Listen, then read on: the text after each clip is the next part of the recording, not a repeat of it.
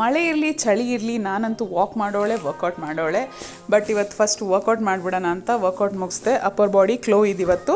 So because ಸ್ವಲ್ಪ ಹೊರಗಡೆ ಮಳೆ ಬರ್ತಾಯಿತ್ತು 5:30 ಹಂಗೆ. ಸೊ ಇದು ಮುಗಿಸ್ಬಿಟ್ಟು ಆಮೇಲೆ ವಾಕ್ ಹೋಗೋಣ ಅಂತ. ಬಟ್ ಅಷ್ಟರಲ್ಲಿ ನನ್ನ ಮಕ್ಕಳು ಕೂಡ ಎದ್ಬಿಟ್ರು. ಸರಿ ಅವ್ರನ್ನೂ ಕರ್ಕೊಂಡು ಹೋಗೋಣ ಅಂತ ಹೋದ್ವಿ. ಜಾಸ್ತಿ ವಾಕ್ ಮಾಡೋಕ್ಕಾಗಿಲ್ಲ ಬಿಕಾಸ್ ಅವ್ರ ಮೇಲೆ ಫೋಕಸ್ ಇದ್ದಿದ್ದರಿಂದ ಅವ್ರಿಗೆ ಸೈಕಲ್ ಓಡಿಸ್ಕೊಂಡೆ ಟೈಮ್ ಆಯಿತು. ಅದಾದಮೇಲೆ ಅಲ್ಲೇ ಒಂದು ಹೋಟೆಲಲ್ಲಿ ಪೆಸರಟ್ ಸಿಕ್ತು, ಮೊಟ್ಟೆ ಜೊತೆ ಹಾಕ್ಕೊಂಡು ತಿಂದ್ಕೊಂಡು ಬಂದ್ವಿ. ಇವತ್ತು ಸ್ವಲ್ಪ ಬಿಸಿಲು ಬಂದಿತ್ತು ಅಂತ ಮಕ್ಳಿಗೆ ಸ್ವಲ್ಪ ಸ್ವಿಮ್ಮಿಂಗ್ ಮಾಡಿಸೋಣ ಅಂತ ಸ್ವಿಮ್ಮಿಂಗ್ ಮಾಡಿಸ್ಕೊಂಡು ಮನೆಗೆ ಬಂದೆ. ಅದಾದಮೇಲೆ ಮಕ್ಕಳಿಗೆ ಆಮ್ಲೆಟ್ ಮಾಡಿಕೊಟ್ಟು ನಾನು ಪ್ರೋಟೀನ್ ಶೇಕ್ ಕುಡಿದೆ. ಮತ್ತು ಮಧ್ಯಾಹ್ನ ಇವತ್ತು ಅತ್ತೆ ಮೊಸರು ಸಾರು ಮಾಡು ಅಂದರು. ನನಗೇನೋ ಬೆಂಡೆಕಾಯಿ ತಿನ್ಬೇಕು ಅನಿಸ್ತಾಯಿತ್ತು. ಸೊ ಎರಡನ್ನೂ ಮಿಕ್ಸ್ ಮಾಡಿ ಬೆಂಡೆಕಾಯಿ ಮೊಸರು ಸಾರು ಥರ ಮಾಡಿದ್ದೆ, ಚೆನ್ನಾಗಾಗಿತ್ತು. ಅದನ್ನೇ ಲೋ ಫ್ಯಾಟ್ ಪನ್ನೀರ್ ಮತ್ತು ಸಲಾಡ್ ಅನ್ನ ಹಾಕ್ಕೊಂಡು ಅದ್ರ ಜೊತೆ ತಿಂದ್ವಿ.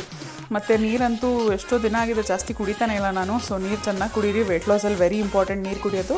ಮತ್ತು ಸಂಜೆ ಬಾಯ್ಲ್ಡ್ ಪೀನಟ್ಸ್ ತಿಂದೆ. ಆಮೇಲೆ ಯಶ್ವಿ ಮಲ್ಕೊಂಡಿದ್ಲು ಅಂತ ನನ್ನ ಮಗನ ಜೊತೆ ಸ್ವಲ್ಪ ಆವು ಎಣ್ಣೆ ಆಟ ಆಡಿದೆ. ಆಮೇಲೆ ನಮ್ಮ ಮನೆಯವರು ಸಂಜೆ ಚುರುಮುರಿ ಮಾಡಿಕೊಟ್ಟು ಅದು ತಿಂದ್ವಿ, ಚೆನ್ನಾಗಾಗಿತ್ತು.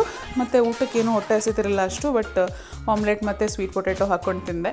ಸಂಜೆ ಆಗೋಷ್ಟರಲ್ಲಿ 11K ಸ್ಟೆಪ್ಸ್ ಅಷ್ಟೇ ಕಂಪ್ಲೀಟ್ ಆಗಿತ್ತು. ನನ್ನ ವೀಡಿಯೋಸಿಂದ 1% ಮೋಟಿವೇಶನ್ ಸಿಕ್ಕಿದ್ರು ಫಾಲೋ ಮಾಡಿ, ನನ್ನ ಮೋಟಿವೇಟ್ ಮಾಡಿ. ನಾಳೆ ಸಿಗ್ತೀನಿ, ಬಾಯ್.